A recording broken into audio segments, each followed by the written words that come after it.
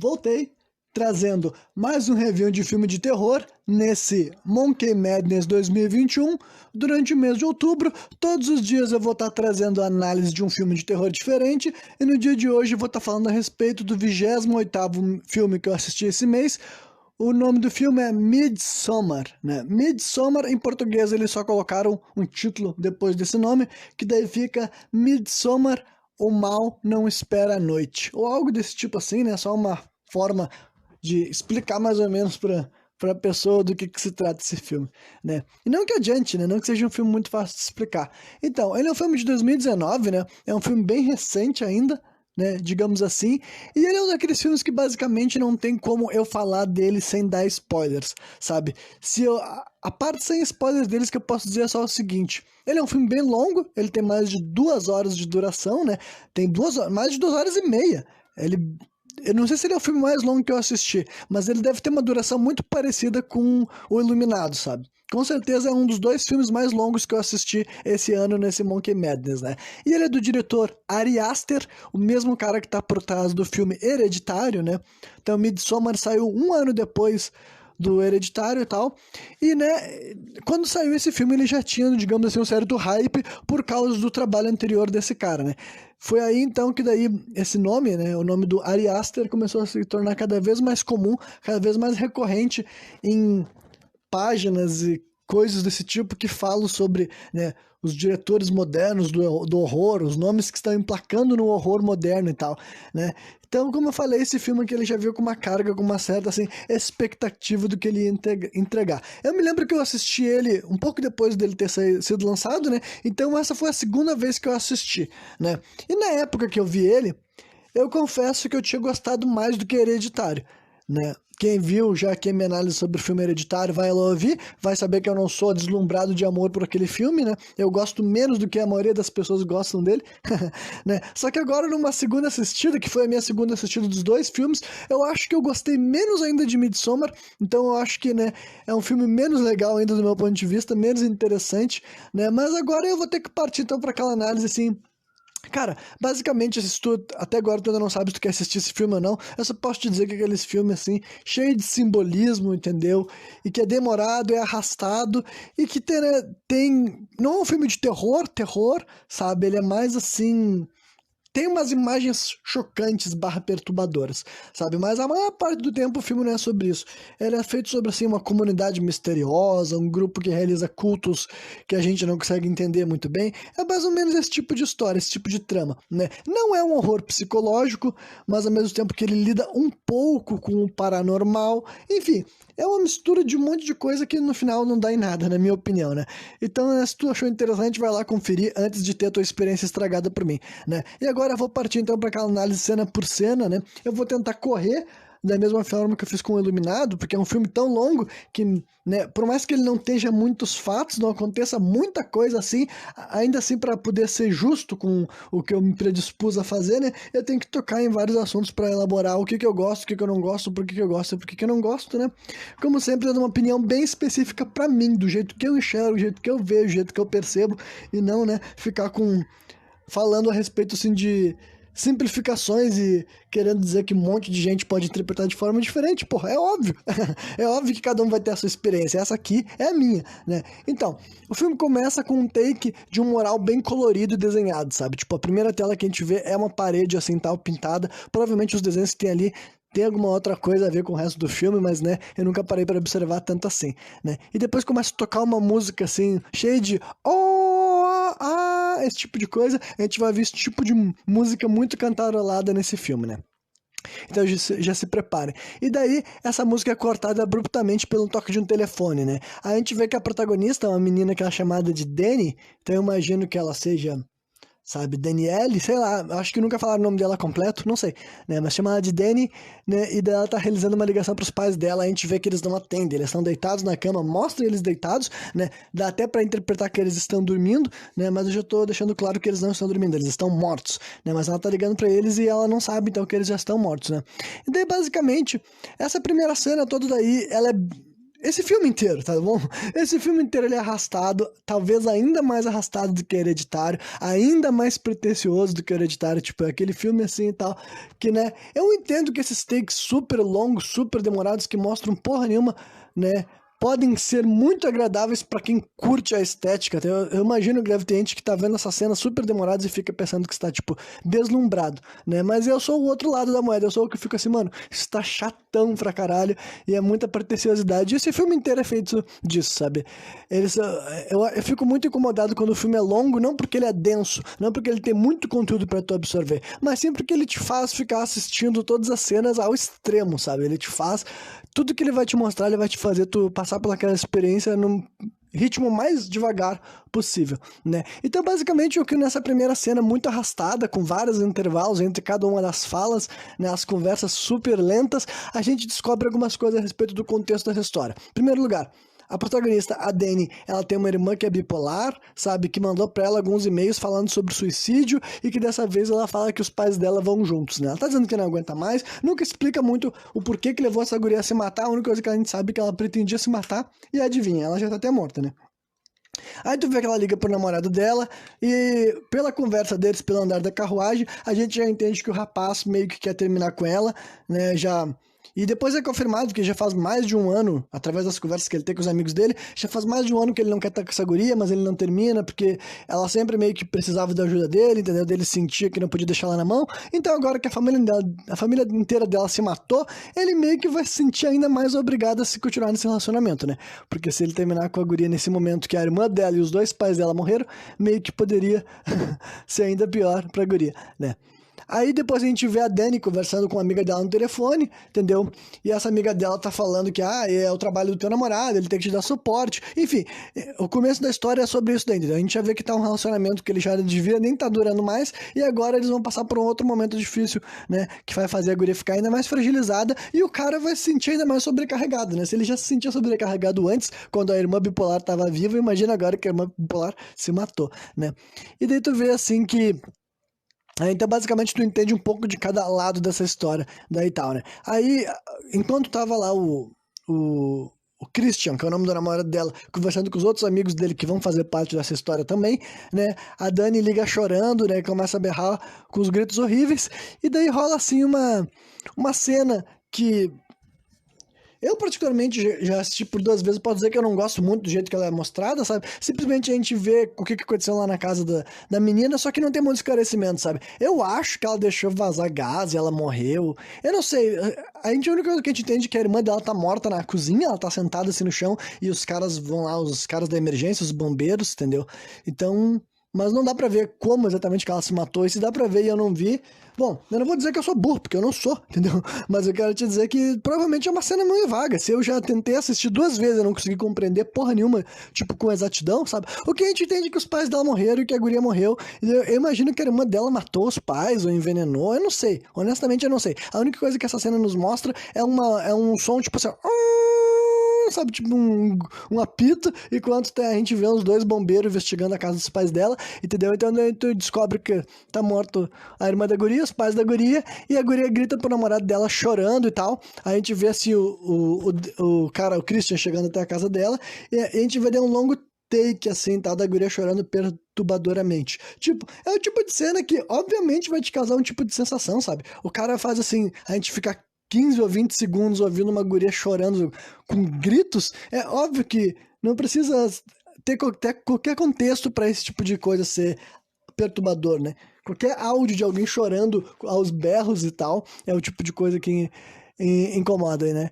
Então, sei lá, não é muito pra mim também não, até agora, tudo o que tá acontecendo, né? E daí aparece o título do filme, né? Isso foi 12 minutos e meio de filme até agora, né? Agora que apareceu o título, vocês podem ver que, né, eu condensei bastante esses acontecimentos, porque eles levaram muito mais tempo pra gente ver, né?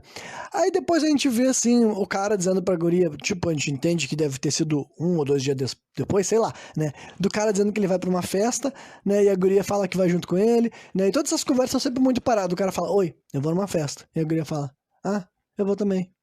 Daí ele fica olhando pra ela, tem certeza? Não quer ficar dormindo? Então, tipo assim, uns diálogos que não são os mais legais de acompanhar. E lá nessa festa chata, eles têm mais um diálogo chato que a gente entende que, basicamente, todo o grupo de amigos do Christian tinha combinado de passar um mês na Suécia, numa comunidade hippie, que eles definem assim, sabe? Uma comunidade hippie que são parentes de um desses caras que estão aí, sabe? São 4 caras que fazem parte do grupo, o Christian e 2 amigos norte-americanos, que é o Josh, né, um rapaz negro, e o Mark, que é um rapaz loiro. E além disso tem um 4º cara nesse grupo, que o nome dele é Pele, né? Pra nós é muito engraçado, porque fica me lembrando Pelé, né? Mas é o Pele, e ele é um escandinavo, sabe? Ele que é o cara que tem essa família hippie lá e tal. E também já vou dar um spoiler, basicamente, que ele é o grande vilão. Ele é o grande pau no cu dessa história. Apesar de que, pelo que eu vejo, a internet odeia o namorado da guria. Tipo, pelo que eu vejo na internet, um monte de gente fica feliz pela morte que ele tem, pelo final que ele tem, como se ele fosse um vilão. Então, eu, tipo, realmente não entendo o que as pessoas tiram muito dessa história, né? Aí a gente vê daí uma cena ainda mais chata da Dani discutindo com o namorado dela, né, o Christian, a respeito dessa viagem da Suécia, porque tu entende que o cara não tinha contado nada pra ela, e ele tava dizendo, eu nem sabia se eu vou ainda, daí a guria fica assim, mas tu até já comprou a passagem, sabe, então, tipo assim, é um drama de casal de um cara que tá ocultando uma coisa da menina, e ele tá falando assim, eu ia te contar, só não sabia como, que não sei o que lá, enfim, é um bagulho assim que, né, não tem muito, a gente não se envolve muito com esses personagens até esse momento, então não tem como ter lá grandes impactos, né, e daí no final da história, o filme atinge a marca de 20 minutos já, né, pra ver como essas outras cenas, daí desde que morreu os pais dela, também estão sendo demoradas, né, e daí isso nos encaixa com outra cena chata, que daí a gente tá de volta no apartamento de um desses rapazes aí, desse grupo de amigos do Christian, né, e... né, tu vê que ele conta pros amigos dele que, olha só, eu tava brigando com a Dani e agora eu convidei ela pra ir com a gente, mas ela não vai ir mesmo, ela só vai falar que vai ir, mas eu sei que vai chegar no dia, ela não vai querer ir, sabe? Basicamente, dá a entender que ele tentou fazer isso também pra fazer as coisas darem certo, né? Aí a Dani chega lá nesse apartamento, os caras cumprimentam ela, tudo com, tipo, como não tinha nenhuma... Tipo, até esse ponto da história eles não abordaram nem um pouco do que vai se tratar, e esse filme praticamente nunca fala do que ele realmente se trata, né? Então, basicamente, todos esses diálogos não tinha muito engajamento, sabe? Porque são tudo, assim, umas coisas muito trivial, sabe? O cara falando, eu quero comer umas suecas gostosas, hahaha. Não o Christian, né? É um dos amigos dele que fala isso, o Mark.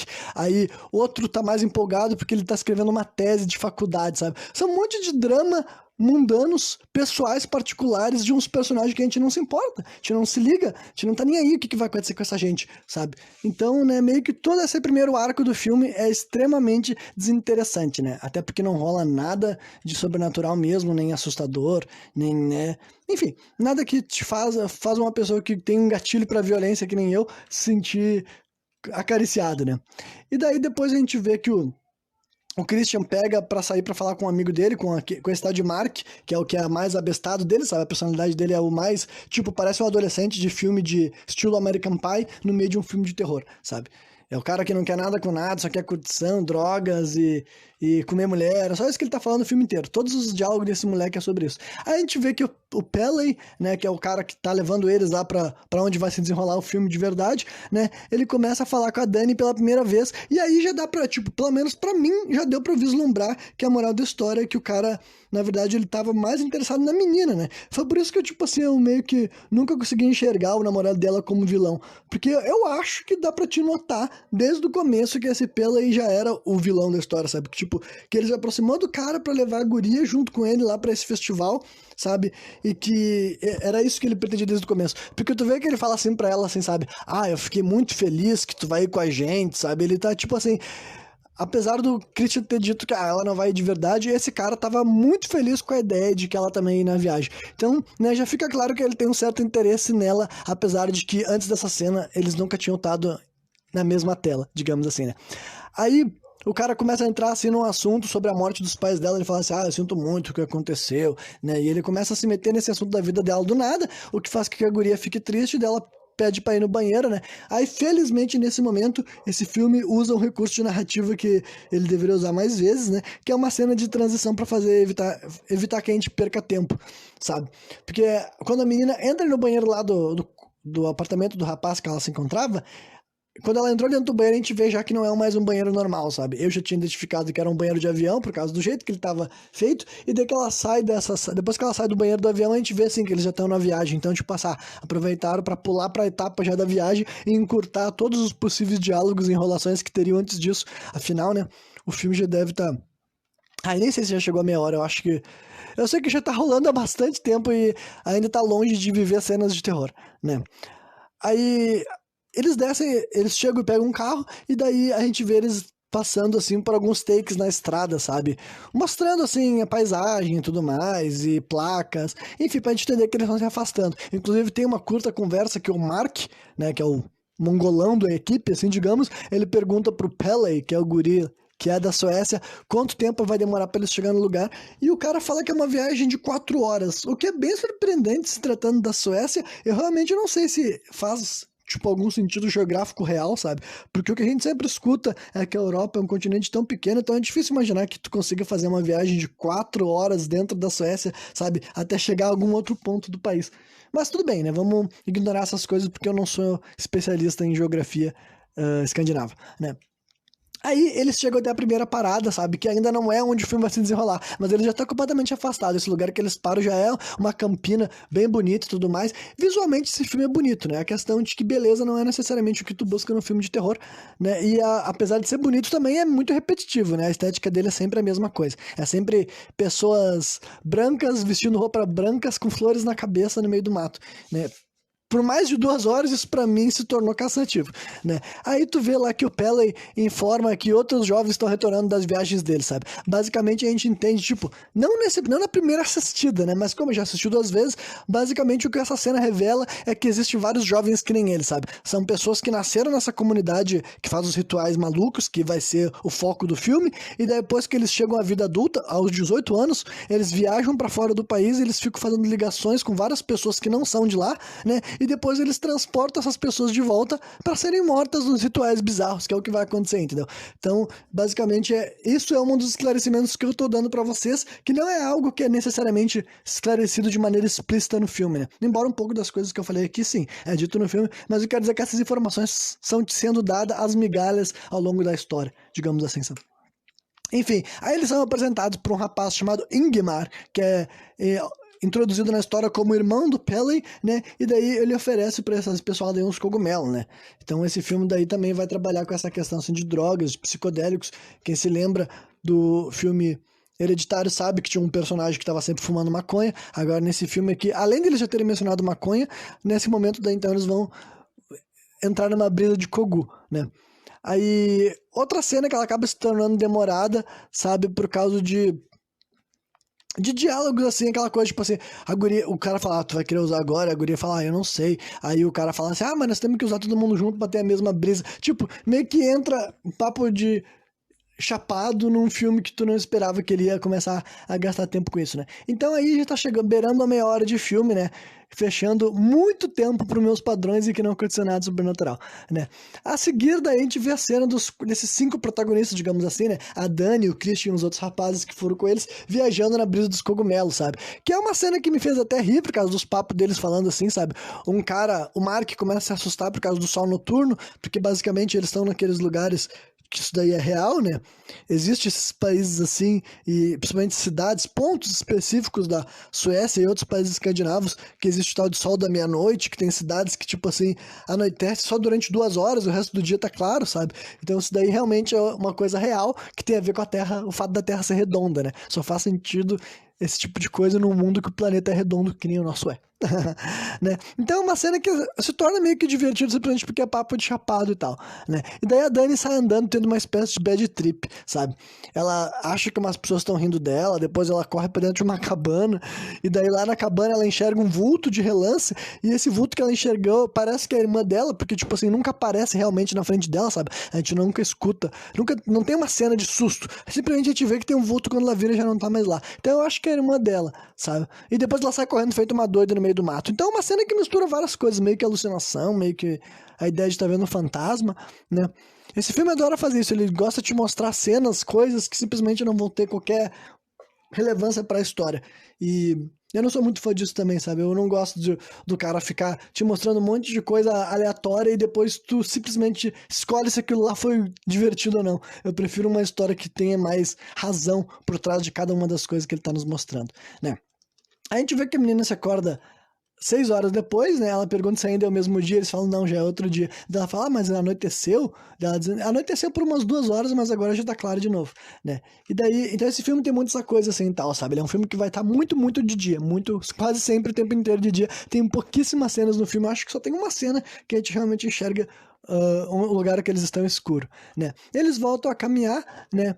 E daí, com mais algumas cenas tediosas deles conversando com coisas que não têm importância, como, por exemplo, falando sobre como é que é mesmo, carrapatos, sabe? Enfim, umas coisas assim que é só pra encher linguiça enquanto eles estão andando no meio do mato. Até que eles chegam até essa comunidade ritualística, sabe?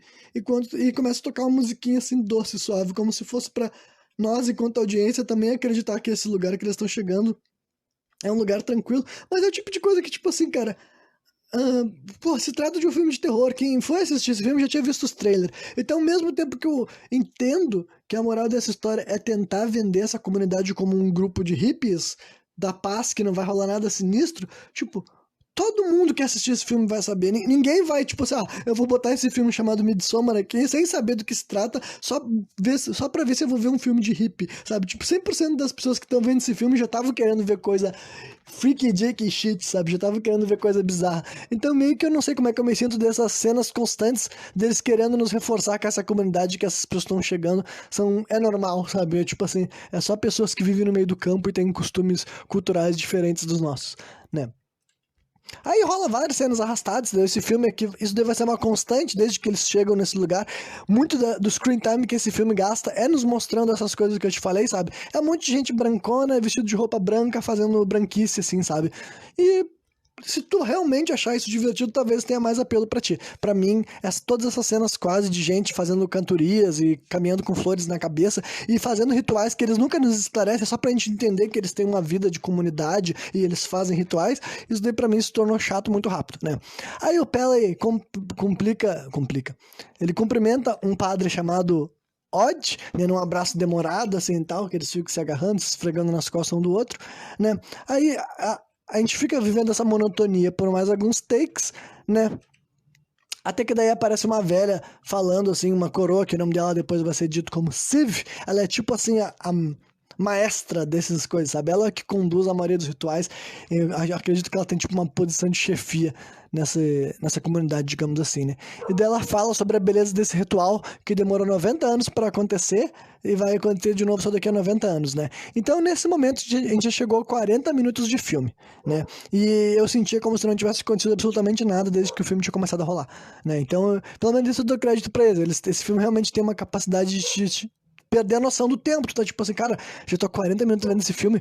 Sério mesmo? Porque parece que não aconteceu absolutamente nada, né? Enfim, aí a cerimônia de abertura começa, né? Aí a gente começa a enxergar daí várias pequenas coisas, sabe, que eu vou só descrever pra vocês, que em algum momento elas vão ter alguma importância. A gente vê um homem deformado, que na verdade eu achava que era uma menina, sabe? Bem aquela coisa tradicional de filmes de terror que aparece uma pessoa assim de relance. Tu vê que ela tem um olho que não dá pra ver direito, ela tem uns beição grandão. Tipo, é uma pessoa que claramente não parece como uma pessoa saudável, uma pessoa normal, entendeu? Não era nem pra esconder isso. Então, tem um rapaz deformado no meio dessa vila, a gente vê uma personagem ruiva, mostram mais claramente assim o rosto dela especificamente pra gente notar que ela existe, e depois a gente vê várias pessoas dançando, entendeu? Um ritual assim em grupo, e essa menina ruiva a gente vê que ela chega perto do Christian, que é o namorado da Dani, e dá um chutinho assim nele, sabe? Assim, realmente uma coisa que tu faz pra chamar a atenção de alguém, né? Se tu vê alguém sentado e tu cutuca ele com um pé pra ele olhar pra ti, tu quer que ele te note.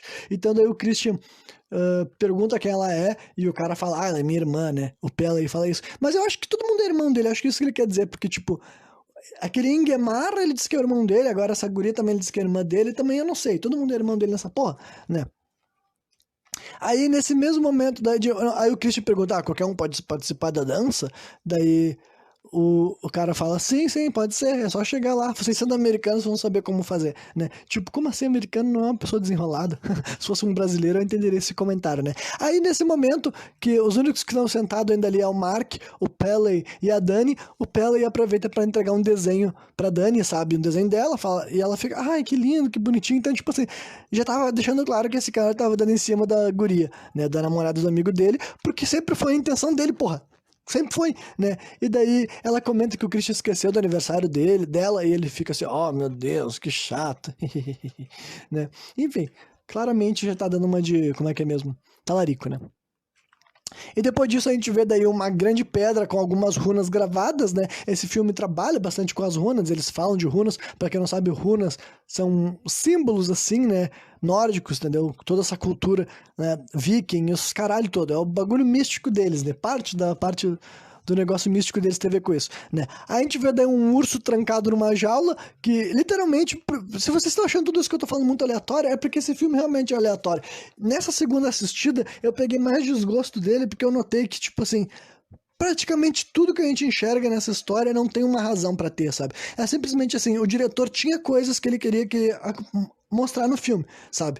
Ele queria que tivesse um urso, ele queria que tivesse uma pedra com runa, e ele queria que tivesse as outras coisas que a gente vai enxergar. Só que como ele não tinha boas explicações pra nenhuma disso, ele não sabia, tipo assim, como é que eu posso justificar uma cena em que um cara é colocado dentro de um urso e depois ele queima até a morte. Como ele não tinha nenhuma razão pra justificar isso, ele simplesmente fez essas coisas acontecer por razões de sim, e depois no final do filme tu fica tipo assim, o que foi isso que eu assisti, entendeu? Então, eu não sou muito fã disso, sabe? Eu acho que se algum diretor quer te mostrar imagens, eu acho que faz parte do trabalho dele, né? É a obrigação dele mandar bem. Mas é claro que eu aceito que seja o contrário, tipo, eu realmente aceito que outras pessoas pensem diferente de mim, eu aceito que a pessoa pensa assim, não, eu posso assistir um filme que nada que acontece ali tem sentido, tudo ali é só simplesmente capricho do diretor, só porque ele acha que é uma imagem atraente, com uma estética maneira, simplesmente porque ele acha que isso vai ter algum impacto na audiência, ele pode mostrar para nós um monte de coisa sem menor contexto, sem menor explicação, ou com explicações vagas só por motivos de sim, e tá tudo bem, entendeu? Eu acho que deve ser muito bom tu ter esse tipo de visão pra assistir esse filme,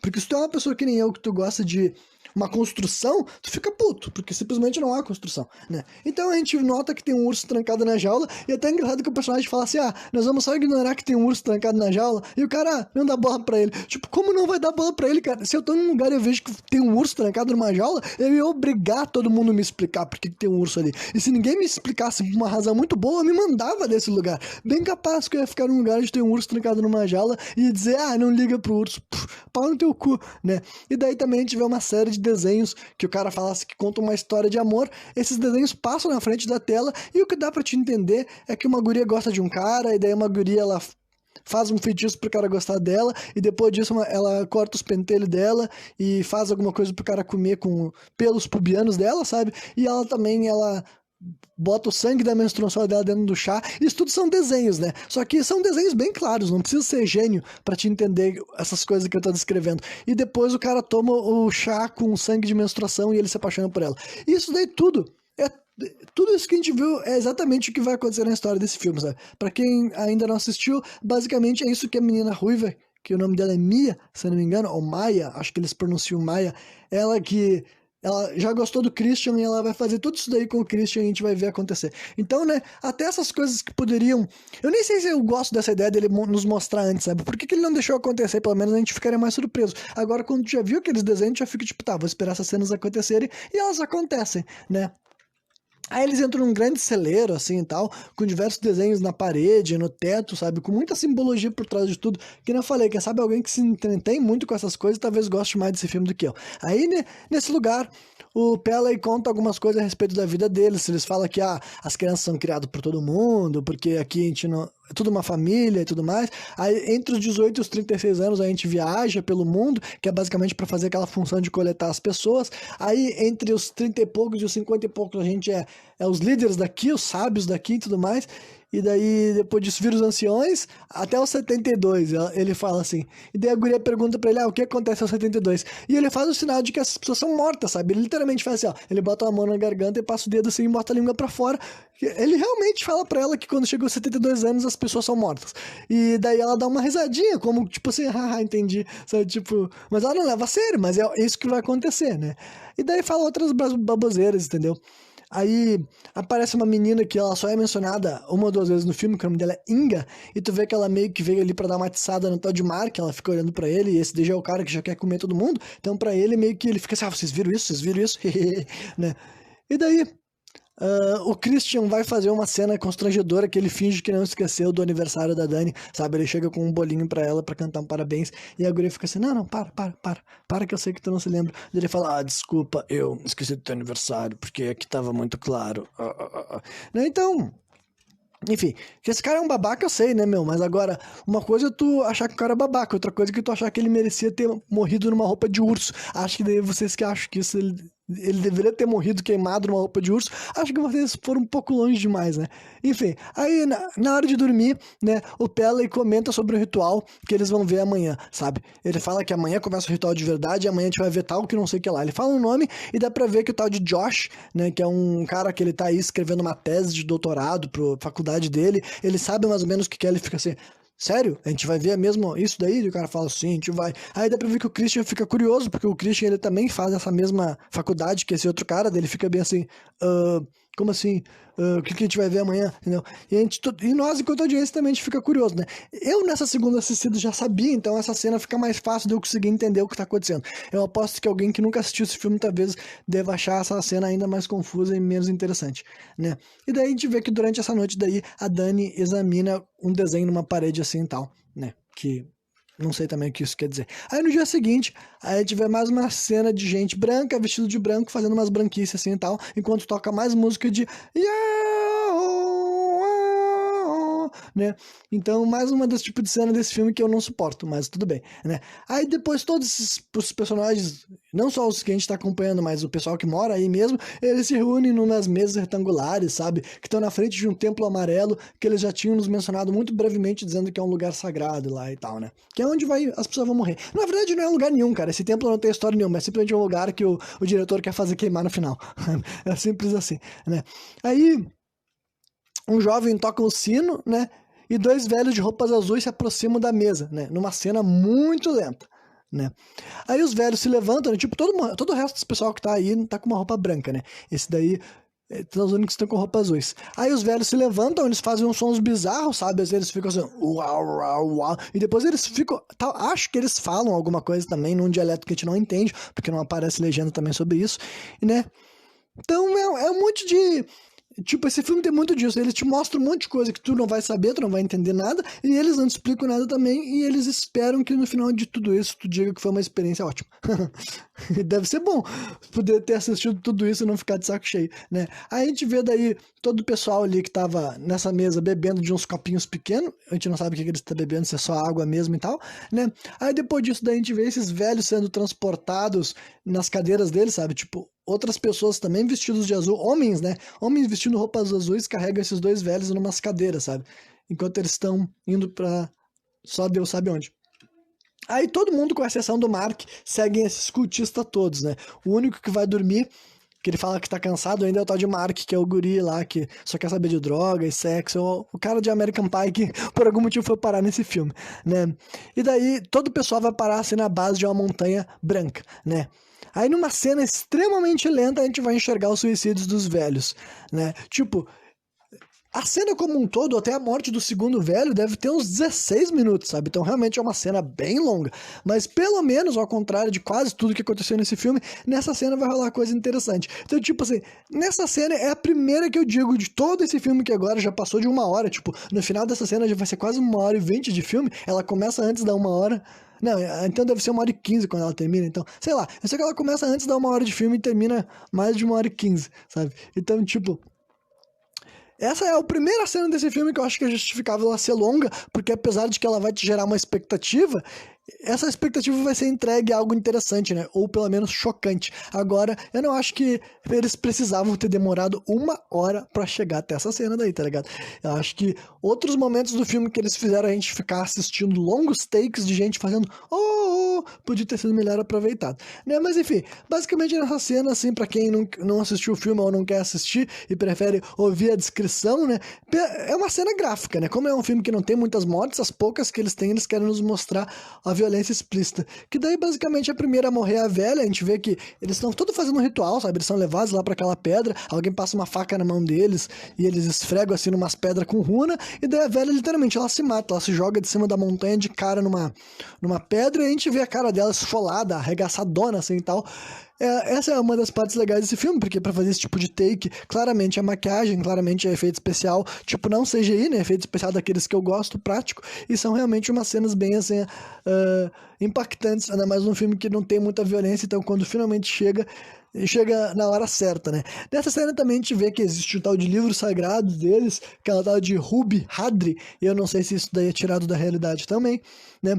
E daí a gente vê que a Dani e os demais personagens ficaram chocados, né, como qualquer pessoa teria ficado se tu vê alguém se suicidando na tua frente, só que os outros personagens que tinham lá, que não eram desse culto, que tipo, tinha um casal de londrinos, sabe, o irmão do Pell, que também era um desses jovens que estavam fazendo essas missões para coletar sangue novo para ser sacrificado, ele trouxe dois londrinos, né, um casal de gente lá, de moradores de Londres, e daí esses londrinos são os que piram, eles começam a gritar e falar, não, que porra é essa? Esse lugar aqui é fudido, e daí quando eles veem que o velho vai se matar, eles começam, não deixa ele pular, e ele fica gritando, senhor, não se mata, e o cara tentando fazer ele se acabar, não se preocupa, é assim mesmo, é cultural, né?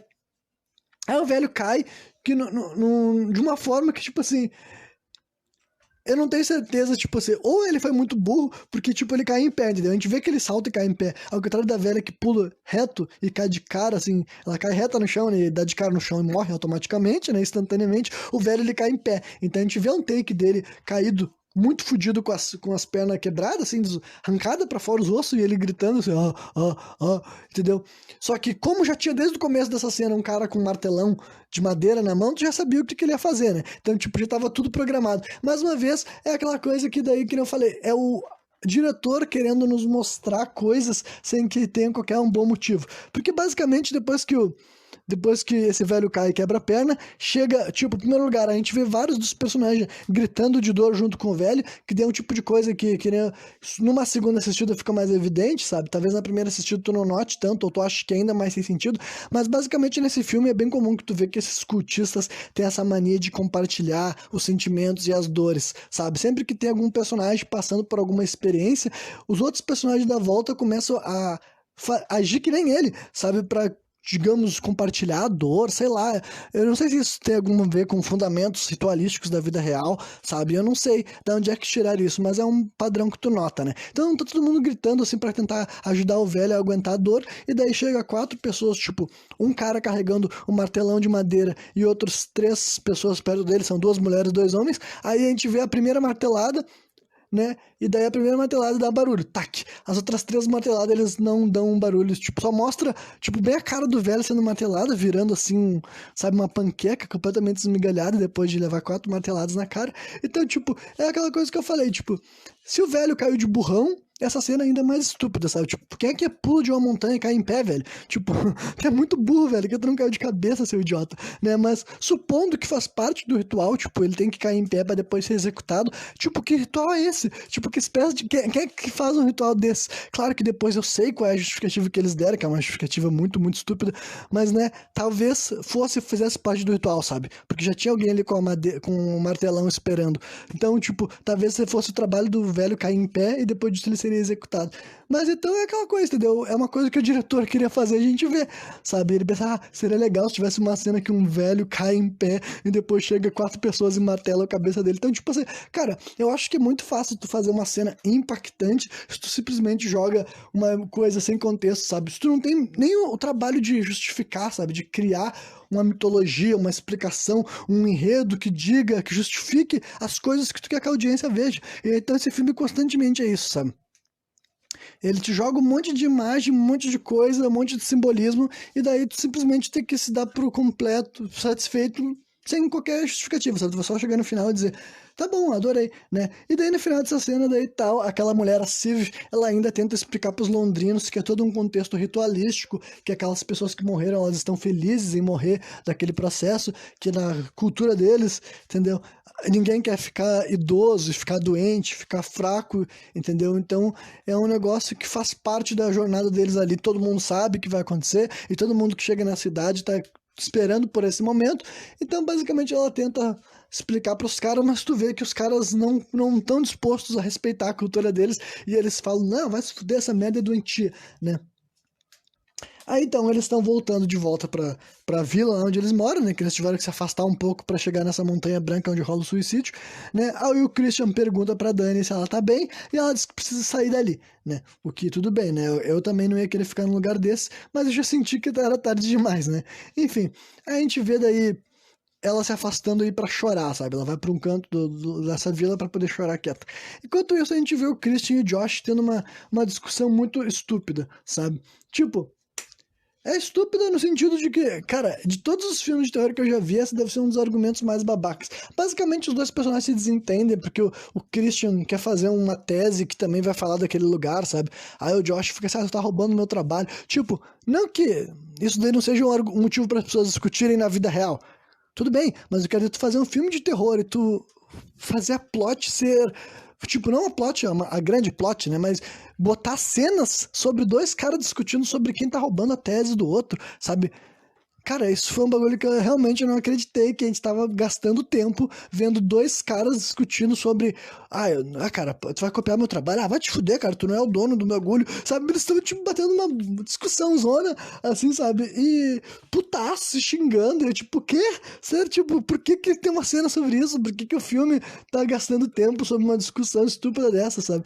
Então, realmente, é outra coisa que desafia a nossa sanidade, né?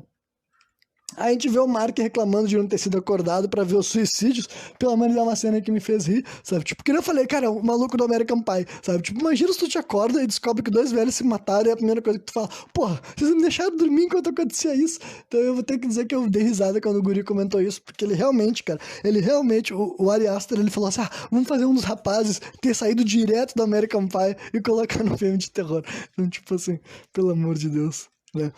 Aí a gente vê daí o tal de Pel daí no outro dia, provavelmente conversando com o Josh, né?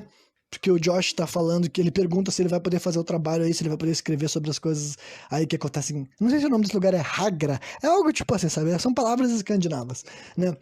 Daí o Pel diz que vai falar com os anciões e depois disso o Pele, eu tô falando Pel agora, eu até já mudei a pronúncia, né? Mas eles falam Pele. Enfim, né? Ele vai até a Dani, né? No momento que ela tá ensacolando as coisas dela. Tu vê que ela tá chorando, que ela quer se largar, que ela já tá achando que esse lugar daí é estranho demais pra ela, né? E daí tu vê que esse cara começa a manipular ela a fundo, entendeu? Por isso que eu falei, eu não entendo. Todo mundo fala do Christian como se ele fosse o vilão desse filme. Cara, ele é só mais um norte-americano burro se fudendo na mão dessa gente, sabe? Esse guri daí que é o vilão, cara. Porra, ele começa a manipular a guria, ele fala assim, que ele sabe como é ser um órfão e que agora ele tem uma família que, tipo, ao contrário dela, ele nunca pôde se sentir sozinho. Ele conta que os pais dele morreram no incêndio, mas ele nunca pôde se sentir sozinho porque ele sempre teve uma família, pessoas que podia confiar, que ele podia amar, que ele podia cuidar. Aí tu vê quando ele tá falando essas coisas, ele aperta a mão dela assim com força, sabe? Já tá declarando assim, sabe? Tipo, e aí, mulher, vamos eu e tu? Daí ela fala assim, Pele, Pelé, o Christian vai pensar se ele vê isso? E daí o cara fala bem assim, mas é sobre ele mesmo que eu tô falando, tu se sente amada e cuidada por ele, sabe? Então, tipo, dá pra ver que ele já tá chegando agora, ele já parou de ser sutil, ele tá tipo assim, mulher, vem ficar comigo, se esquece esse trouxa daí, agora é eu e tu aqui nessa porra. Então, tipo assim, cara, é muito óbvio que desde o começo, sabe? É que é só aquelas coisas, por quê e como que esse cara teria escolhido essa mulher? Esse filme deixa subjetivo, sabe? Lá no finalzinho do filme, numa das últimas cenas, é dito com todas as letras que esse guri escolheu especificamente esse casal de pessoas que ele queria levar, sabe? Agora, como e por que ele decidiu que essas pessoas funcionavam, é simplesmente capricho do roteiro, sabe? Enfim, enfim, enfim, a seguir a gente vê os cadáveres dos velhos virando churrasquinho, né? A gente vê que eles são cremados e depois as cinzas deles são derramadas numa árvore, assim, sabe? Que é a árvore dos anciões, a árvore dos ancestrais, né? Aí rola um curto diálogo em que o Christian fala pra Dani a respeito de relativismo cultural, basicamente, sabe? Basicamente ele chega na Dani e pergunta se ela tá bem, ela fala que mais ou menos, e daí ele fala que eu tô preocupado contigo, daí a guria fala, e tu não tá chocado depois de ver o que a gente viu, né? O suicídio, no caso dele, fala, sim, eu tô. Ele fala umas afirmações que dá pra te ver que é como se ele não tivesse muito chocado mesmo, na verdade. Só que daí ele fala, que eu tô tentando manter a cabeça aberta, isso daqui é uma coisa cultural pra eles, não é meu, tipo assim, eu não tô na posição de julgar, entendeu? A gente coloca os velhos nos asilos, talvez pra eles isso seja horrível. Então, essa é uma parada que fora desse filme a gente chama de relativismo cultural, sabe? Ele tá dizendo assim de compreender, de respeitar uma cultura que tu não conhece, que tu não faz parte, né? E que não é tu vivendo no mundo de fora que cabe a ti dizer se eles estão vivendo certo ou errado. Tipo, que faz todo sentido na vida real. Mas no roteiro de filme, né, basicamente a gente tá vendo que o que eles estão querendo mostrar é que esse guri, por algum motivo, ele não tá achando aquilo lá tão errado, tão perturbador assim, quanto, né, outros personagens dessa história, né. No caso, obviamente que eu ficaria horrorizada, né? Em primeiro lugar, eu nunca iria pro meio do mato, assim, com um monte de gente desconhecida, numa viagem que eu não tenho nem como voltar, que não tem internet, que, enfim, que tá completamente isolado. Eu com certeza ia pensar que é um monte de maníaco, né? Mas, supondo que eu não fosse, que eu tivesse num lugar desse e visse um suicídio, é óbvio que eu ia surtar. É óbvio que eu ia falar, vocês são loucos, vocês são doentes, e daí eles iam me matar, né? Enfim, aí a gente vê que a Dani tá dormindo, né? Ela vai dormir e ela começa a alucinar, daí, tipo, com mais uma cena que meio que não tem sentido, sabe? Ela alucina que os amigos dela estão fugindo, tu vê, tipo assim, que ela ouve o barulho de carro e tu vê todos os caras lá que vieram dos Estados Unidos indo embora de carro, entendeu? Aí ela começa a enxergar flashes, assim, dos pais dela, a gente começa a ver que ela tá misturando os pais dela com os velhos, talvez os velhos lembraram os pais dela, enfim, enquanto isso, daí ela abre a boca e começa a fumaça preta, sabe? É só uma cena doidona que, tipo, mostrando um monte de coisa, sei lá, pra tu... Enfim, não sei, cara, honestamente eu não sei, sabe? Chatão, né? Aí a gente vê que ainda de noite aquela menina ruiva, sabe? Ela se levanta da cama dela e ela coloca algo embaixo da cama do Christian, sabe? Algo que a gente não consegue ver muito bem, mas o Josh, que é o cara que tinha tretado com o Christian, porque os dois estavam brigando pra fazer o mesmo trabalho, ele enxerga que a guria fez isso, entendeu? Então, o Josh, além de nós, também sabe disso. Aí na manhã seguinte, rola mais cantorias, né? Mais coisas ritualísticas rolando no background sem a gente entender, só que pelo menos dessa vez é um pouco mais curto do que já havia sido, né? E depois disso a gente vai para um diálogo que o Pele fala pro Josh que os velhos deixaram eles fazer a tese, mas que ele não pode colocar os nomes nem as localização, sabe? Pra manter o lugar em sigilo. E daí ele fica muito feliz. E daí o Josh pergunta. Ele tá com uma coisinha que a guria colocou embaixo da cama. Ele foi lá e pegou. E fala: Olha só, eu encontrei isso aqui embaixo da cama do, do Christian. Sabe me dizer o que que é? E daí o Pele fala bem assim: Ah, é uma runa do amor, né? Então, basicamente desde esse ponto da história que já ficou extremamente claro, sabe? Que esse cara foi enfeitiçado, entendeu? Porque esse filme daí é sobre isso, né? Se vocês não tinham notado, ele é basicamente mais uma versão dessas histórias de culto, de bruxaria, de feiticeiro, só que agora eles foram para uma vertente mais específica. Em vez de manter só naquela coisa de satanista ou de bruxas do mal, magia negra, eles escolheram especificamente, né?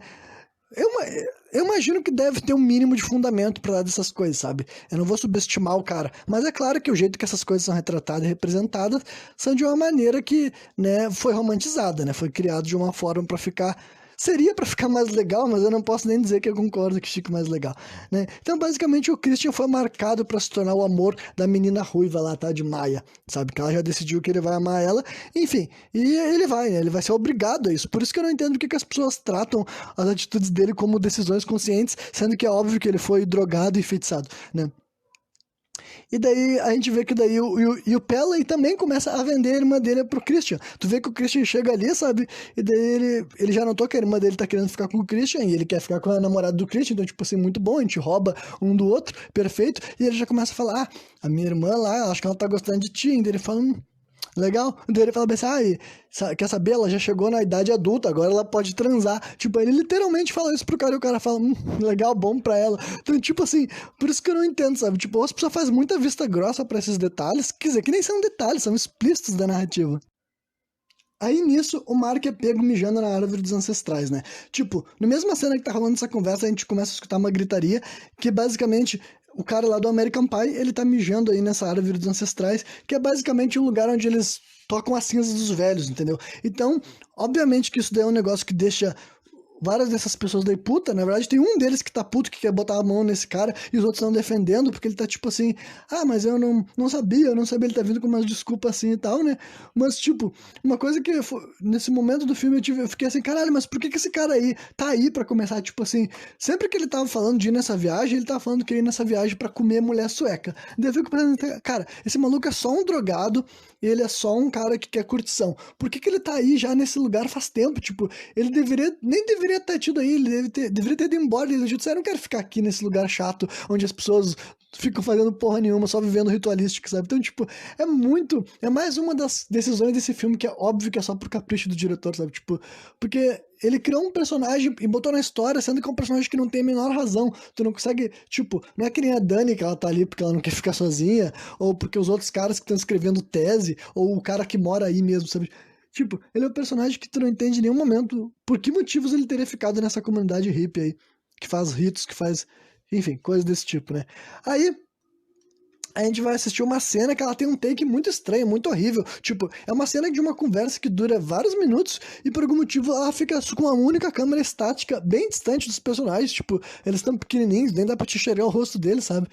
E, cara, é estranha, né? E basicamente é uma cena longa, super arrastada, que tu vê que a guria de Londres tava falando que já tá indo embora, né? Que ela já tá com as malas dela pronta, porque ela e o namorado dela tinha ficado horrorizado com o suicídio que rolou no dia anterior, né? Só que daí a gente vê tipo, que chega um velho pra avisar pra ela que o namorado dela foi na frente, que ele foi levado por um dos membros da comunidade, daí a guria não começa a acreditar, ele nunca teria saído daqui sem me avisar nada, que ele não podia esperar mais, porque a viagem pra chegar até lá demora tanto tempo, e daí depois que o cara levar ele, vai vir aqui te buscar, enfim, é uma explicação terrível, dada pelo velho, não convence ninguém, não convence nós, como plateia, e muito menos os personagens também, né, porque não rola, né. Aí a gente vê que a Dani vai contar pro Christian o que aconteceu, sabe, isso daí do cara ter saído sem avisar ela e tudo mais, né, e tu vê que claramente ele já tá enfeitiçado, porque, tipo, além dele não reagir com muita emoção, ele tá tipo assim, nossa, que chato, que idiota que foi esse cara, tu vê que, tipo assim,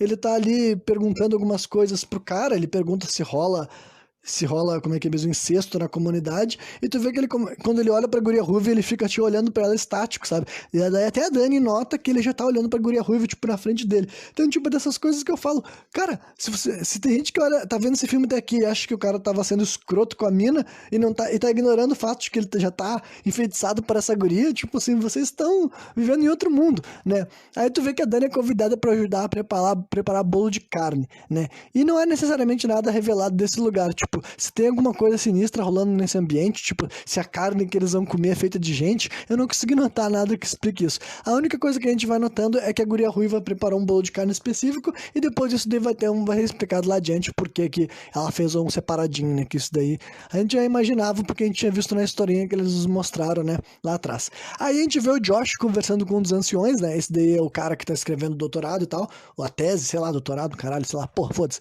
né. Ele tá conversando com um velho a respeito do livro sagrado, aquele que a gente já viu uma vez que eles estão citando, né? E aí que nos é revelado que esse livro sagrado é escrito pelo menino com deficiência, né? Aquele menino que a gente só tinha visto de relance uma vez, tal de Rubin, né? Que ele não fala, ele só tá sempre lá bugado, a gente só vê ele uma vez ele fazendo um desenho assim e tal, né? E era isso, né? Que basicamente, então, esse guri daí que claramente tem deficiências, inclusive é dito na história que ele tem deficiências, né? E daí são esses rapazes daí que escrevem o livro deles, né? O cara explica que todos os pintores do livro são frutos de incesto, né? Que como ele não tem a cognição normal, a mente dele não é afetada pelas as coisas que as nossas são, né? As confusões mentais que a gente tem por causa do nosso raciocínio lógico, digamos assim, é uma explicação bem estúpida, né? Basicamente, ele deixa claro que, tipo assim, quem escreve o livro é alguém com problemas mentais e depois os anciões interpretam, né? Então, eu acho que essa é a forma que esse autor arrumou, tipo assim, eu vou fazer um monte de coisa que não tem sentido, um monte de ritual que não faz sentido, porque daí a minha justificativa não faz sentido porque foi escrito por uma pessoa com deficiência mental, então é óbvio que um deficiente mental vai escrever coisas sem sentido. Então, tipo assim, cara, sei lá, isso, por mais que seja, tipo assim, nossa, que chocante, tipo assim, ser um conceito perturbador, é simplesmente, preguiçoso, né? Vamos falar a verdade, que maneira preguiçosa de justificar o motivo da tua história ser doida, sabe? Tipo, quer dizer que a tua história é doida porque quem escreve ela é um maluco, sabe? Muito bom, né? E daí no final dessa cena a gente vê que o velho fica muito incomodado quando o cara pergunta se ele pode tirar fotos. Ele fica muito bolado, ele fica assim, não, nunca. Aí no final dessa cena a gente começa a ouvir uns gritos, sabe? Literalmente dá pra ver que no fundo rolam uns gritos, tanto é que até o Josh fica tipo, peraí, eu acabei de ouvir um grito, né? Talvez ele ainda não tava tão ligado naquilo que todo mundo já tava ligado, que tem algo errado rolando aí, né? Aí mostra um curto take da Dani assando tortas lá, né? Onde ela ficou fazendo torta de carne com as mulheres, e a gente ouve mais um grito, né? Essa cena é só pra isso, só pra gente ver que rola mais um grito e que a Dani ouviu ele também. Aí depois a gente escuta um terceiro grito, sabe? 3 seguidos então, né? Não sei se precisava de tudo isso. Só que dessa vez é numa cena que a gente vê que o Mark tá viajando na frente de um templo, sabe? Ele tá na frente daquele templo amarelo e tu vê que ele tá lá caminhando pra um lado pro outro, testaviando assim e tal, né? Aí chega a hora do jantar, né? Eles são chamados pro jantar e ainda tá de dia, né? Não que se esqueça que esse filme tá sempre de dia. Aí rola outra cena arrastada na mesa, sabe? Com tudo muito demorado rolando. Tipo, demora pra nós sentar, demora pra conversa começar, demora pra eles começar a comer.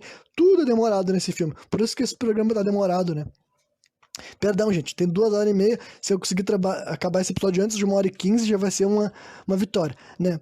E dessa vez daí rola algumas revelações a respeito da plot, digamos assim, pelo menos enquanto rola aquela conversa. Em primeiro lugar, eles notam que os 2 rapazes de Londres desapareceram, né? Um dos cultistas responde que, eles já foram já embora, que não sei o que lá, mas tipo, cara, não tem muito como tu não... Não tem muito como tu suspeitar sobre isso, né? Aí a Dani dá uma alfinetada no Christian, tu vê que ela tá reclamando que, eu acredito que tu poderia ter feito algo tipo isso, de me deixar pra trás e tal. Daí ele fala, o que que tu quer dizer com isso, né? E daí a gente também não... O filme nem esconde o fato de que a bebida dele tá mais avermelhada que as outras, sabe? É até engraçado que nenhum dos personagens notem isso. Tipo, pra nós, enquanto audiência, a gente já sabe que é porque a guria colocou o sangue da menstruação dela ali, entendeu? Mas, tipo, a câmera fica de longe, dá pra ver que todo mundo tá bebendo um suco de laranja, sabe? E o suco de laranja do cara tá avermelhadinho. Então, tipo assim, cara, é muito óbvio, não é nenhum bagulho sutil, não é nenhum tipo de coisa que, tipo assim, as pessoas atentas vão notar. Tipo, qualquer ser humano nota. Inclusive, é por isso que eu acho estranho que os outros personagens não tenham notado, sabe? Que nenhum deles tenha dito, pera, cara, se tu tá bebendo tá meio vermelho, tá ligado? E daí a gente vê que o Mark nota que o velho que tava puto com ele por ele ter mijado lá nas coisas, na árvore ancestral, o velho continua olhando pra ele com uma cara de louco. Então, tipo, que o Mark vai morrer já tá bem óbvio, né? E daí a gente vê que daí tem um pelo pubiano na torta do Christian, tem uma hora que ele come, e daí ele tira um pentelho da boca e o Mark fala assim, caralho, mano, tem um pentelho na tua torta. Ele fala assim, não é um pentelho, é só um pelo normal dele. Não, é um pentelho, né? E daí ele olha mais uma vez pra guria ruiva, que então, tipo assim, cara, ele tá enfeitiçadaço, já era pra esse cara daí, ele não tem mais vontade própria, né? E daí a gente vê que chega aquela tal de Inga de novo, que é a mulher que deu mole pro Mark, só pra convidar ele pro meio do mato, e ele vai, porque porque esse filme não tem consistência, esse filme simplesmente todo mundo é burro, todo mundo tá aí só pra seguir a ordem do roteiro, sabe? Ninguém nesse filme tem vontade própria, né? Eles estão só fazendo aquilo que foram escrito pra eles fazer, e ele segue essa menina. E eu vou ajudar, vai dar spoiler, a gente nem vai ver como é que ele morre, sabe? Tipo, a gente vai ver ele morto depois, mas nem vão nos mostrar a cena da execução, né? Outra coisa que eu posso dizer que achei decisões especialmente chatas, né?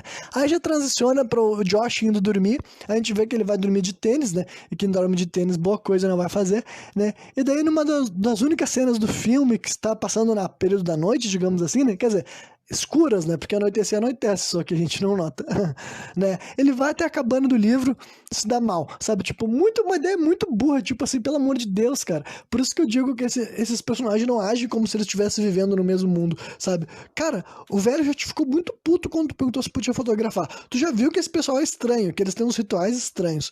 Tu já viu que eles têm as práticas estranhas, tu já viu que eles seguem um livro escrito por uma pessoa com problemas mentais. E daí, tu vai achar que tu vai conseguir chegar lá nesse livro sagrado escondido. Tu acha que não tem nenhum desses malucos acordado no meio da noite pra fazer uma espécie de inspeção, né? Então, o personagem age que nem um imbecil, ele chega lá, a gente vê ele fotografando, e tipo, de pior de tudo, cara, é que ele não fotografou uma vez, dá pra ver que ele tá folheando página por página e tirando todas as fotos do livro, tipo assim, nossa, esse cara realmente se iludiu achando que isso ia dar certo, né? E tu vê que ele é surpreendido por um reflexo, assim, no espelho, né? E daí ele vira pra trás e é o Mark, sabe? O amigo dele. Ele fala, Mark, tu me assustou, fecha a porta, alguém vai nos ver aqui. E daí conforme o Mark se aproxima dele, a gente vê que ele parece que ele virou um zumbi, cara. Tipo, cara, é muito difícil explicar, sabe? Basicamente, tu vê que ele tá com os olhos meio zoados, a boca meio zoada, e ele tá falando assim, ó... Tipo... Basicamente, o que aconteceu com esse cara pra ele ficar nesse estado, eu não sei dizer pra você, sabe? Realmente, é que nem eu falei, é esse filme gostando de ser engraçadinho. Ele mostra alguma coisa assim pra ti que é pra te causar algum impacto, e não te dá justificativa nenhuma, e ele espera que no final do filme tu diga, nossa, essa experiência foi incrível, né? Então ele é uma espécie de zumbi e o Josh leva uma pasada na cabeça. Basicamente é isso aí, entendeu? As duas mortes foram desperdiçadas numa única cena, né? O que foi feito com o Josh depois dele levar essa pasada, a gente nunca vai ser esclarecido, mas já vou dizer pra vocês que ele nunca mais vai ser vivo depois dessa cena, nunca mais vai ser visto vivo depois dessa cena, e a mesma coisa com o Mark. O que fizeram com ele pra ele ficar naquele estado ali, a gente não sabe, então, né?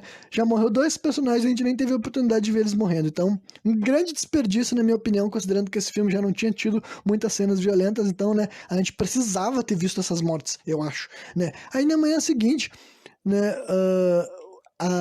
a Dani e o Christian constatam o sumiço dos rapazes, porque basicamente, né, sobrou só eles, né? E daí tu vê que eles estão tomando um café da manhã e uns velhos anunciam que alguém roubou o livro sagrado, sabe? Um dos velhos lá, que são os líderes, o chefe desse grupo, ele diz que alguém roubou o livro sagrado, entendeu?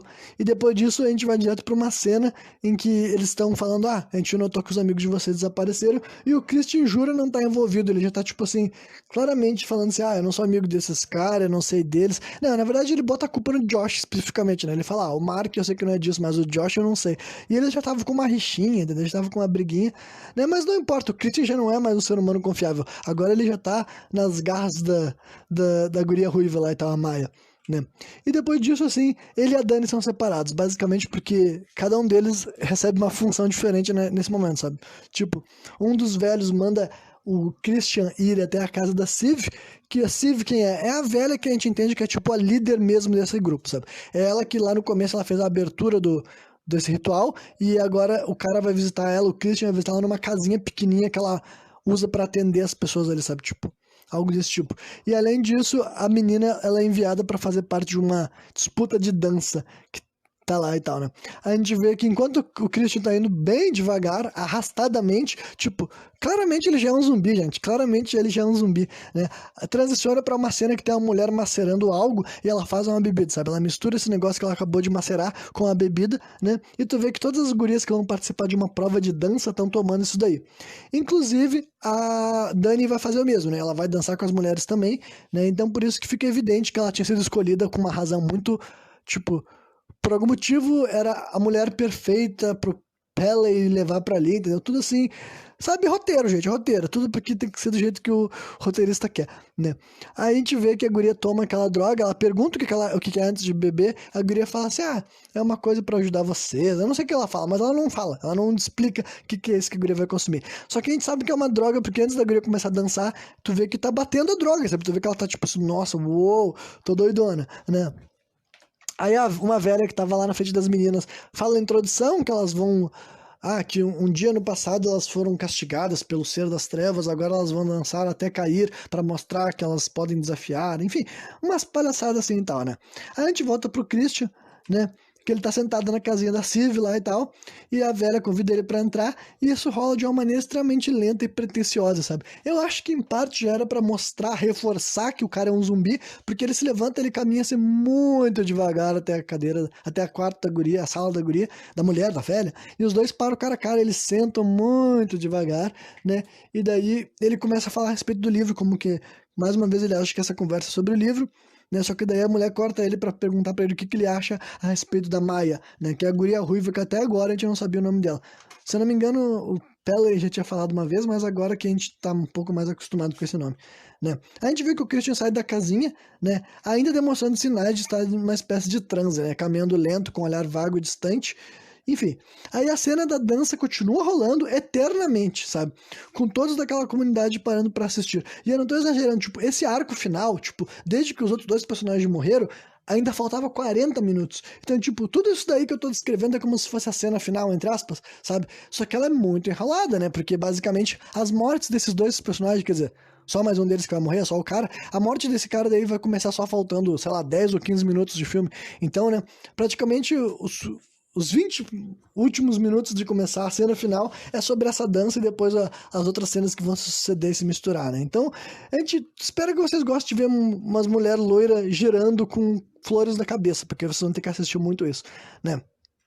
A gente chegou até a etapa final, que só tem 8 mulheres dançando. A gente vê que chega alguém pra oferecer aquela mesma água doidona pra ele, sabe? Ele pergunta o que que é, ela o que que faz, e a guria responde pra ele. Isso que é uma coisa que deixa mais claro que ele já não tem mais vontade própria. Porque a guria que entregou pra ela a bebida fala assim: ah, é uma coisa que vai diminuir as tuas defesas e facilita a influência. Então, tipo assim, praticamente tá declarando que é uma droga que permite que as pessoas te controlem, te manipulem, e ainda assim ele bebe. Então, acho que nesse momento ele já não tinha mais muita opção de escolha, sabe? Ou é simplesmente um roteiro que não faz sentido, que as pessoas não têm raciocínio e elas fazem as coisas mais estúpidas só porque o diretor quer que as cenas aconteçam do jeito que o capricho dele definiu, sabe? E daí, mais várias cenas da guria girando com uma cara de drogado, tipo, eu acho que na cabeça do Ari Aster ele deve achar que isso é entretenimento puro, sabe? Acho que na cabeça dele ele pensa, nossa, acho que as pessoas querem muito ver uma menina girando com uma cara de drogado. Eu até me esqueço que eu tô vendo um filme de terror, sabe? Aí a gente vê que a Dani, antes de ganhar a prova de dança, ela tá falando em sueco, tipo, um bagulho que é feito pra ficar meio que assim, sobrenatural, sabe? Que a guria consegue falar em sueco se ela quiser, basicamente. Ou, quem sabe, pra revelar que ela tem um passado sueco. Ah, eu não sei, cara. É simplesmente estupidez atrás de estupidez, né? Aí a gente vê que ela ganha, né? Obviamente, porque tem que ser assim. Ela vence, nunca tinha participado disso, nunca tinha dançado na vida, e ela ganha. Ok. Daí ela ganha e todo mundo da vila começa a fazer baita uma festa, sabe? Todo mundo começa a abraçar ela e começa a pegar ela assim num turbilhão e coloco flores na cabeça dela e começa a falar que ela é a rainha de maio, sabe? Que. Enfim. Todo mundo fica na volta dela fazendo uma festa, exceto o Christian. O Christian é meio que tá do lado de fora porque ele não sabia tudo o que ia acontecer, né? Todo mundo tá comemorando. Todo mundo começa a elogiar ela. No meio dessa cena, daí do nada passa a mãe dela por ela, tanto é que ela fica assim, mãe, mãe. Então, tipo, mais uma coisa fica assim, que mãe? Por que que precisava disso? Tipo, precisava de subplot de mãe no meio do negócio, tipo, que? Né? E daí ela recebe um beijo ainda por cima daquele cara, o Pele. Ele só chega assim, agarra ela, dá um beijão. Tu assume que é por causa que ela também tá sob a influência daquela droga, então ela não tem força de vontade, ela não pode escolher nada. Então, né, porque ela não oferece resistência, entendeu? O cara simplesmente chega e beija ela, mas, né, tu imagina que ela já tá, tipo, já era, sabe? Nesse momento os dois já estão completamente tomados por esse culto que drogou eles, agora eles só estão à mercê do que esses loucos vão fazer com eles, né? Só que no caso dela, ela tá feliz porque o objetivo deles é trazer ela pra família, entendeu? Não é matar ela que nem eles vão fazer com o cara, né? Aí rola mais uma longa cena dessas pessoas carregando ela, sabe? E é que nem eu falei, tipo, esse filme tem muito disso, sabe? Muitas das cenas que a gente vê isso, a gente cantando e fazendo com flores na cabeça e fazendo umas dancinhas. Tipo, cara, pra mim isso não é legal. Não tem como eu ver isso daí. Ainda mais que eu vi pela segunda vez e dizer, nossa, esse filme aperta os meus botões, sabe? Todos os meus gatilhos ficam sendo tocados por essas coisas, né? Aí todos eles sentam ao redor de uma grande mesa para um banquete, sabe? Uma mesa enorme, e tu vê que tá todo se movendo, sabe? A comida se mexe, tipo assim, não se mexe andando, mas tu vê que como se a comida aumentasse e diminuísse. Tu vê que as flores da cabeça dela tem umas que se abrem e se fecham, então é uma experiência toda surreal, que eu acho que é pra reforçar que todo mundo tá drogado, sabe? Eu não sei, né? E tu vê que o Christian é o único que ele continua meio isolado, ele sempre chega depois, ele senta na mesa, mas tu vê que ele tá meio burrão ainda e tal, né?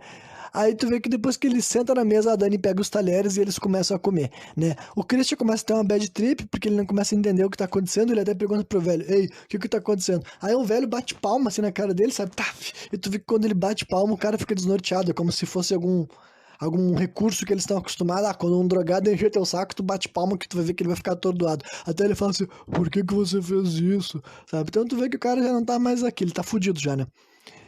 E daí todo mundo começa a falar pra Dani que agora ela faz parte da família, né? E daí nisso a Maia se levanta e ela dá uma volta em toda essa mesa gigantesca e tu vê que ela tá fazendo sinal pro Christian seguir ela, né? E ele não segue. Então, após uma cena extremamente lenta, né, rolando aí, a Civ comanda a Dani a continuar a comemoração. Tu vê que ela fala assim, olha, agora tu tem que ir fazer um ritual lá que vai ser para nós ter bastante comida, para nossa carne ser boa, para nossas plantas crescerem, né? E daí tem que entrar ali naquela carruagem que tem ali atrás de ti. E a Dani pede para ser acompanhada pelo Christian, mas daí a mulher fala assim, não, a rainha tem que andar sozinha, não é cavalgar, porque quem vai arrastar ela são mulheres, né? Aí a Dani parte assim num. É uma espécie de carruagem, só que em vez de quem tá puxando na frente são cavalos, são mulheres, né? Tudo é mulheres. Ela tá dentro de uma carruagem sozinha, arrastada por mulheres, na volta dela tem duas mulheres correndo com a mão levantada, sabe? É um bagulho assim que Cara, pode ser o que tu quiser, menos assustador, sabe? É um bagulho que tu fica. Que essa gente é tudo doido, tudo louco, é tudo estranha, sabe? Sei lá. Não funciona pra mim, né? E daí a gente vê que tem uma mulher fazendo um caminho de flores, né? E ela faz o caminho de flores que para nas costas do Christian e ela faz o sinal assim pra ele seguir o caminho de flores. E daí ele vai, porque agora, tipo, meio que, né? Certa droga já bateu por completo, ele não tem mais opção de escolha, simplesmente vai fazer o que for mandado. A gente volta pra Dani, tu vê que as outras garotas estão enterrando sementes, grãos, carne e ovos, basicamente estão fazendo um ritual mesmo do que a mulher tinha dito que elas iam fazer, né? Aí a Dani e a outra menina começam a girar com uma tocha e cantando assim uma espécie de rito, sabe? Que de certo é na língua lá deles, lá escandinava, ou a porra que for, né?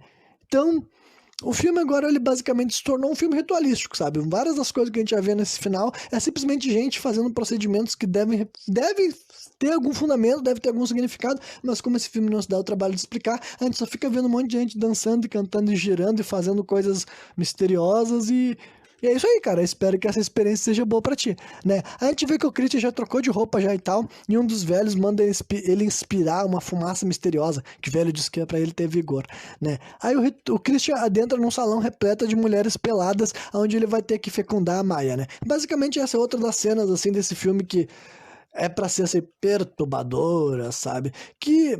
Cara, é uma cena de sexo, né? Claro que não vai ser explícito, tu não vai enxergar.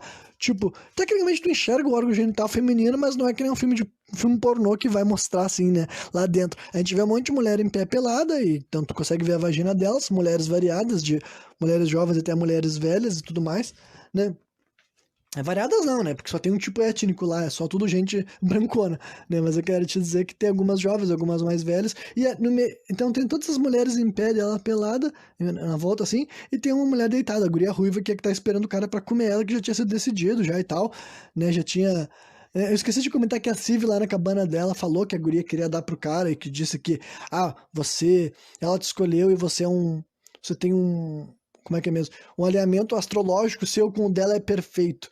Então mostra que, tipo, tinha mais algum fundamento, assim, sabe? Nas decisões por trás do roteiro desse filme, né? Mas é claro que é só coisa, isso tudo co- coisas que, tipo assim, que nem eu falei, ó, um diretor queria fazer uma cena dessas, tipo assim, mesmo que não faça o menor sentido o que a gente tá prestes a ver, ele queria que a gente enxergasse. Isso também foi tirado de Bebê de Rosemary, entendeu? Eu achava que esse filme ele era mais original, foi o que eu pensei a primeira vez, mas essa cena aqui foi tirada exatamente de Bebê de Rosemary, porque, né, já rolou uma cena de uma mulher sendo fecundada, enquanto tem um monte de gente pelada na volta dela, e foi lá no filme de 1968, né? Enfim, o ritual da Dani segue lá fora, né? E até que daí, tipo, ela conclui o ritual dela, ela é carregada de volta pro centro da vila, digamos assim, né? Ah, não, na verdade não é essa hora que ela vai encontrar, não. Então eles ficam mostrando, intercalando entre os dois rituais, sabe? Basicamente a gente vê o ritual da guria lá fora e o ritual lá dentro, que é basicamente o cara comendo a mulher. É literalmente ele penetrando ela e daí, né, eu racho muito o bico na hora que a mulher começa a cantar no ouvido do cara. Porque, tipo, ele tá comendo a guria ali, a guria ruiva, e quando vê, assim, uma mulher deita do lado deles, deita não, se ajoelha do lado deles e começa a cantar. Tanto é que o cara olha pra ela regalado, com os olhão dele dilatado, a pupila dilatada, provavelmente pra reforçar a ideia de que ele tá drogado, né? E tu vê que a mulher começa a fazer assim, então, tipo assim... Cara, todas as mulheres daí na volta deles começam a gemer, foi por isso que eu falei que esse filme tem esse negócio de fazer as pessoas compartilhar os sentimentos e as sensações, sabe? E, cara, essa cena daí pode ser o que tu quiser, menos assustadora, sabe? Por isso que eu até não sei se não é sei lá, eu não vou julgar o caráter do diretor, né? Mas ele queria muito nos mostrar uma cena de gente transando e não tem melhor contexto, sabe? Parece meio assim uma perversão desse cara, sei lá. Realmente, ou eu que acho que é muito tabu, eu não sei explicar, sabe? Mas honestamente não é assustador, tu fica vendo, entendeu? Durante vários minutos, vários segundos, aquilo lá, um monte de mulher gemendo e um cara metendo numa outra que tá deitada e, né, sei lá, por motivos de roteiro tu pode justificar isso, mas é bem estúpido, sabe? Mas ok, né? A gente vê daí que nessa mesma sala que tá rolando esse sexo daí e tal, tem o menino bizarro que ele dorme ali no canto, jogado, né, nessa mesma sala, então ele tá enxergando essa cena toda enquanto rola, né? Aí sim, a Dani tá de volta no centro da vila e ela é informada que ela deve seguir pra casa da Civ, né? Só que daí por motivos de roteiro, ela se interessa pela casa que tá rolando a fornicação, né? Eu digo por motivos de roteiro porque simplesmente não tem explicação. A guria volta pro centro da vila, que nem é tão perto assim do lugar onde tá rolando o sexo, e tipo, e não é como se ela estivesse ouvindo sons de foda. ela tá ouvindo um monte de mulher fazendo assim, claro que elas estão querendo imitar a guria que geme e tal, mas eu quero te dizer que aos meus ouvidos não soava como gemido, sabe? Soava como pessoas fazendo um som de gemido. Mas eu quero dizer que não é como se fosse o gemido natural de quem tá transando. Porque, né, se tivesse só o som do sexo do casal lá, tudo bem. Mas não tinha. Era um monte de mulher fazendo, imitando ela, gemendo, digamos assim. E daí a guria, por algum motivo, né, por motivos de roteiro, ela quer porque quer enxergar o que tá rolando lá. Então daí a gente vê ela caminhando em direção onde tá rolando isso, e daí ela tira a coroa dela de flores, né, e tu vê que ela tá fazendo uma cara de choro, como se ela já soubesse que ela vai ver, sabe? E daí dá pra dizer que tá aumentando a ideia de que foi a intenção do autor querer vender um Christian como um vilão, né? Que simplesmente eu não sei como alguém poderia achar isso, sabe? Tipo, cara, eu entendo as pessoas acharem ele um cuzão por tudo que aconteceu antes de chegar aí nesse lugar, sabe?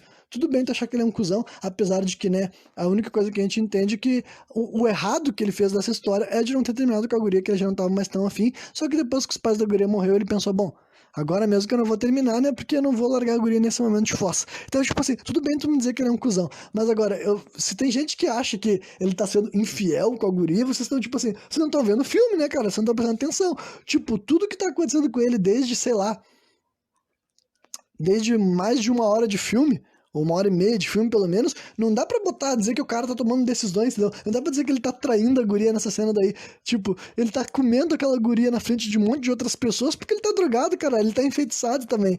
Eles já nos mostraram que a guria botou runa, já mostraram que a guria botou sangue dela na bebida dele, que a guria botou o pentelho dela no bolo dele, e que ele foi drogado por um velho lá com um pó misterioso, que ele bebeu um líquido que diminui as defesas dele. Então, tipo assim, cara, não tem como tu enxergar esse cara como um vilão, sabe? O único vilão dessa história é essa gente louca daí, principalmente o Pele, ele que é o cara que tá desde o começo da história.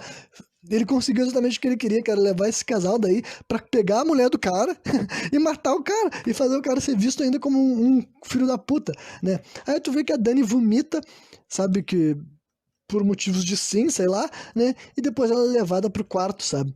Ela é levada pro quarto porque ela começa ela tava chorando, né, de ter visto o namorado dela comendo outra mulher numa sala rodeada por gente pelada, né? E mais uma vez rola uma demonstração daquilo que eu acredito ser uma espécie de compartilhamento de sentimentos, sabe?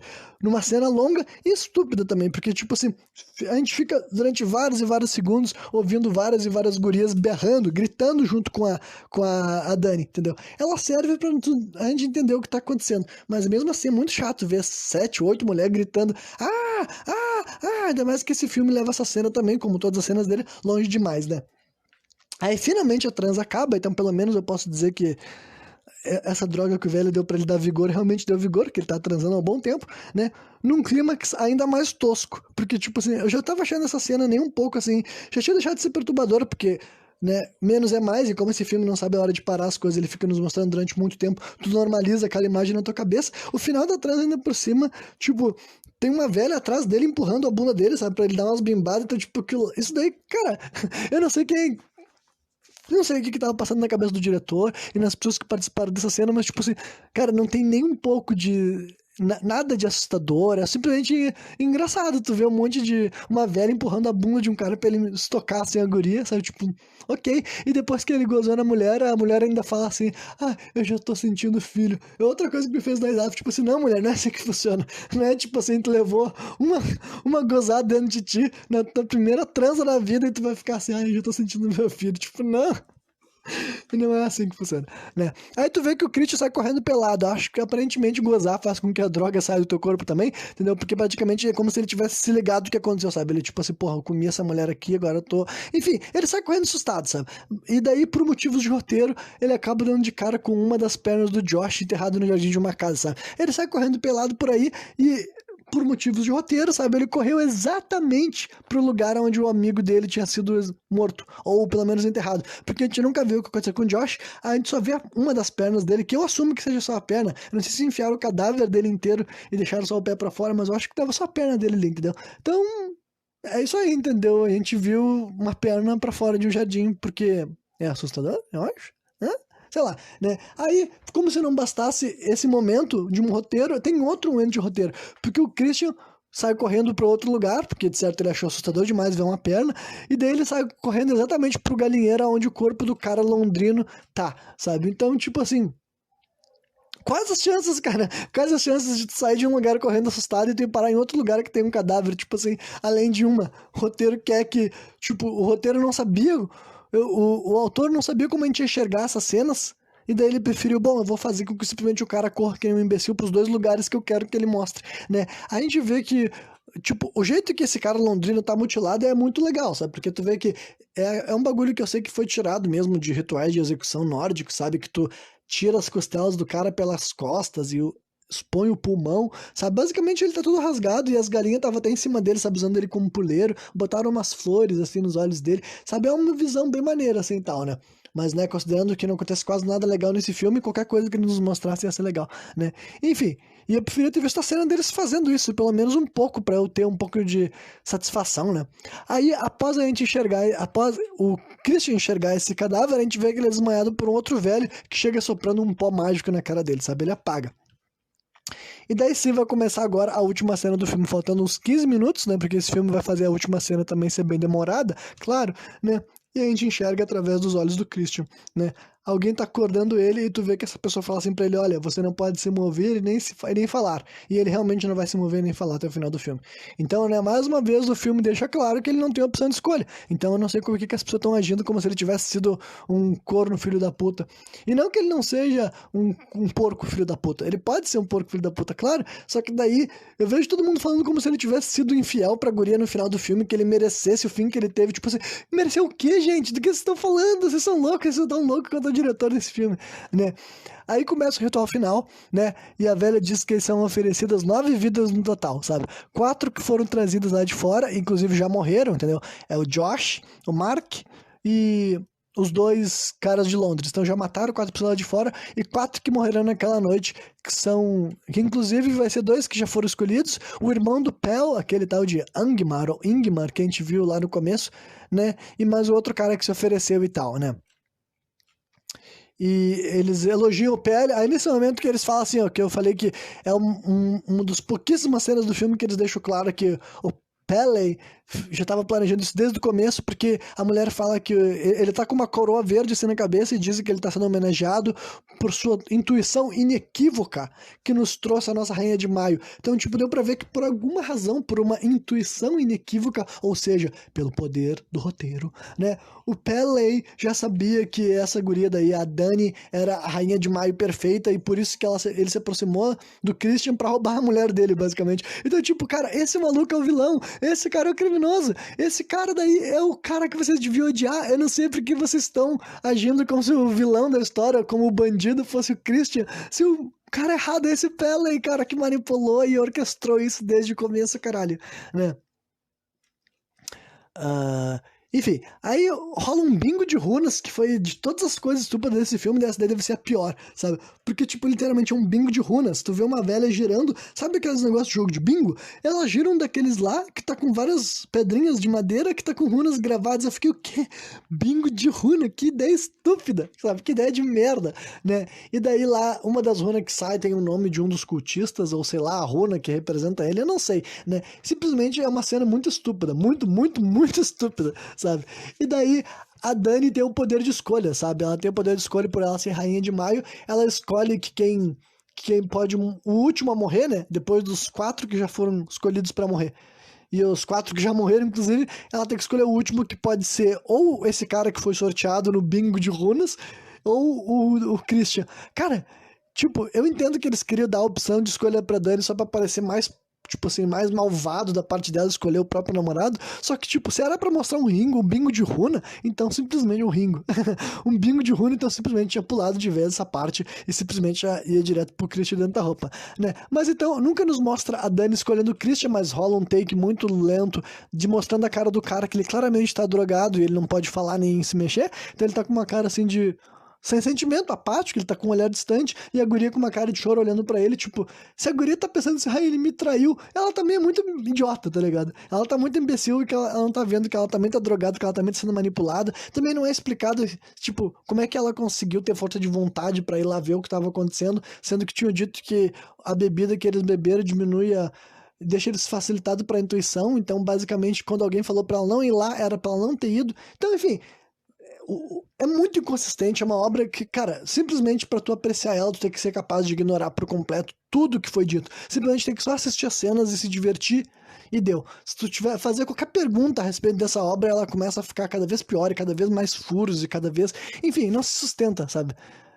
Então, né, ela escolhe o namorado dela, a gente vê daí a Dani com uma cara de cu, né, e vestindo aquela roupa de flores ridícula, e escolhe o namorado dela, né. Aí os cadáveres vão sendo levados até o templo sagrado, tudo num ritmo muito lento, sabe, tocando mais música, e a gente vê os caras levando todos os corpos das pessoas que já morreram, né, aquele cara que tinha sido rasgado e aberto, o Mark que tinha virado uma espécie de zumbi, o cara que tinha sido enterrado lá, o Josh, né? E também os que ainda estão vivos, que daí no caso é os que se voluntariaram para morrer, os que foram escolhidos na marra pra morrer, e mais o cara dentro da roupa de urso, né? Na verdade, antes de a gente ver ele dentro da roupa de urso, a gente vê daí um adulto ensinando as crianças a esvaziar um urso, e depois disso transiciona pro templo, já com o Christian devidamente vestido, né? Foi isso que eu tinha explorado lá atrás, sabe? Esse diretor, ele queria que a gente visse essa cena. Na cabeça dele, ele pensou assim, bom, eu quero que as pessoas vejam um homem dentro de um urso morrendo. Eu duvido que isso tenha qualquer fundamento na vida real, eu duvido que existia um ritual assim, se existia, eu ficaria muito surpreso que realmente existia um ritual que as pessoas abriam um urso e colocavam outra pessoa dentro dela vestindo essa roupa, né? Então, tipo assim, eu entendo que o cara quer fazer algo original, que ele pensa assim, nossa, quem é que já viu uma pessoa morrendo sendo queimado vestindo uma roupa de urso, né? Vai ser a primeira vez na história que isso vai acontecer. Mas, cara, das duas, ou esse filme tinha que ser completamente nonsense pra te poder aceitar uma cena dessas, ou ele tinha que ter tido a capacidade de inventar uma explicação, pelo menos minimamente, do porquê que esse ritual envolve um homem dentro de um urso, sabe? Tipo, tu não pode pegar e ser os dois filmes ao mesmo tempo, tu não pode ser um filme sério e um filme que faz coisa sem sentido. Ou tu é um filme balls to the wall, que só vai fazendo loucurada atrás de loucurada, e daí a plateia não fica, porque esse filme daí ele é muito presunçoso, ele quer te mostrar como se tu estivesse vendo uma obra-prima da construção, só que é simplesmente merda atrás de merda, sem sentido atrás sem sentido, sabe? E daí, enfim, e tu tem que achar que isso foi satisfatório, né? E aí no final, daí os velhos começam a falar umas baboseiras, falando que... Enfim, eles fazem um ritual, né? Falam coisas ritualísticas antes de atear fogo em tudo, né? E a cena final do filme é assim, a gente vê aquele espécie de templo sagrado ardendo em chamas, aí as pessoas que estão dentro do templo começam a gritar, menos o Christian, porque aparentemente nem com o corpo dele queimando ele consegue sair da hipnose e ele morre quietinho, enquanto ele tá pegando fogo na roupa do urso, e só que daí os outros dois caras que estavam lá dentro, o irmão do Pele e o outro cara começa a gritar de dor, e mais uma vez o filme mostra daí os personagens fazendo aquilo que eu achava que eles faziam. Que todo mundo lá fora começa a gritar também, eu acho que eles estão compartilhando a dor daquelas pessoas que estão morrendo lá pelo fogo, e todo mundo começa a agir histericamente, sabe? Começa a dar um kill musical muito alto, assim, e as pessoas gritando, e sacudindo, assim, e chorando e berrando, né? E daí a última coisa que a gente enxerga é outro take longo no rosto da Dani, que daí vai mostrando assim, um sorrisinho, praticamente indicando que ela ficou satisfeita em ver o namorado dela morrer, sabe? Porque acharam que ia ser mais sinistro, mas... Uau, olha só como ela é má, ela mandou o namorado dela morrer porque ele tava drogado. Enfim, é isso aí, cara. Esse filme, esse programa deve ficado enorme, porque, né, não tem como falar desse filme sem ficar longo, a não ser que tu deixe de falar sobre as cenas dele, que eu gostaria de ter deixado. Então, olha, conforme eu fiz esse programa, eu me lembrei de quanto eu não gostei. Realmente foi uma jornada que eu não gostei, é um filme que, agora que eu avaliei ele, eu não vou avaliar nunca mais vou assistir, sabe? E, honestamente, ele só serve para um tipo bem específico de pessoa que realmente gosta dessa história, assim, de alto simbolismo, entendeu? Nenhuma narrativa sendo elaborada, nenhuma construção. Pessoas que realmente gostam dessas histórias que elas te jogam coisas aleatórias na tua cara. E, cara, eu posso gostar muito de um filme assim se ele não for um filme pretencioso, entendeu? Se ele é um filme que ele quer te mostrar um monte de imagem que ele não tem uma boa razão pra tu ver, mas ele acha que vai ser entretenimento puro, pelo menos não faz isso rolar enquanto eu sou obrigado a assistir 2 horas e meia de cena sem sentido que eu fico achando que tem uma história por trás, sabe? Então... né, não é horror psicológico, porque as coisas que acontecem no filme são reais, no caso, entendeu? Não fica naquela coisa assim do drama pessoal, tipo, tem o drama pessoal das pessoas, claro, mas eu quero dizer que a história não é sobre não é um daqueles filmes que no final tu fica bem assim, talvez aconteceu ou não aconteceu. Tipo, realmente aconteceu, né? Não é um filme de drama psicológico, mas bem dizer, o que rola ali é só mais uma vez essas histórias de culto, só que com uma nova repaginada, sabe? Só que simplesmente, olha, as poucas coisas boas que tem nesse filme, as poucas coisas interessantes, as poucas coisas boas que, né, que poderiam carregar essa obra, simplesmente elas não têm como superar um filme tão longo com tanta cena bosta, sabe? Com tanta cena de simplesmente cantorias, sabe? Enfim, o cara encheu de coisa, mas sem ter profundidade, sabe? Ele simplesmente falou, vou despejar várias coisas, eu quero que as pessoas enxerguem várias coisas, eu quero passar várias cenas que simplesmente não vai ter justificativa. Eu só quero que as pessoas vejam, eu só quero que apareça na frente da câmera imagens, eu quero um cara morrendo dentro de uma roupa de urso, eu quero um velho caindo em pé e depois sendo a cabeça dele esmagada por marteladas, eu quero que um cara vire uma espécie de um zumbi, enfim, eu quero que as pessoas, eu quero que tenha uma pessoa, eu quero uma cena de sexo com um monte de velho na volta, enfim, o cara simplesmente estabeleceu metas mentais pra ele, botou na frente da câmera e no final ele quer que tu assista esse filme e tu diga que foi a melhor coisa que tu já viu, entendeu? Eu tô dizendo isso porque, cara, tu não vai achar que teu filme não é uma obra-prima e tu fazer 2 horas e meia, sabe? Isso daí tem que vir com uma prepotência, tem que vir com uma presunção. Tu não vai fazer um filme tão longo, com takes tão arrastados, se na tua cabeça isso que tu tá fazendo não é genial, sabe? Afinal, se tempo é dinheiro, tu deve estar achando que, né, as pessoas estão ganhando muito por estar vendo teu filme, né?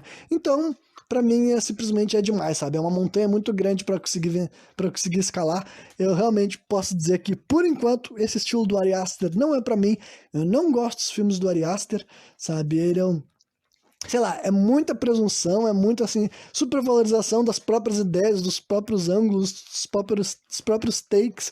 Realmente, se ele fizesse esse negócio das cenas lentas, não ser o filme inteiro, se ele escolhesse algumas cenas do filme pra fazer assim, seria melhor. Mas agora, se quando ele faz todas as cenas serem longas, se na cabeça dele todas as cenas são importantes, é aquela coisa, né? Diminishing returns, tudo que é demais acaba se tornando menos, né?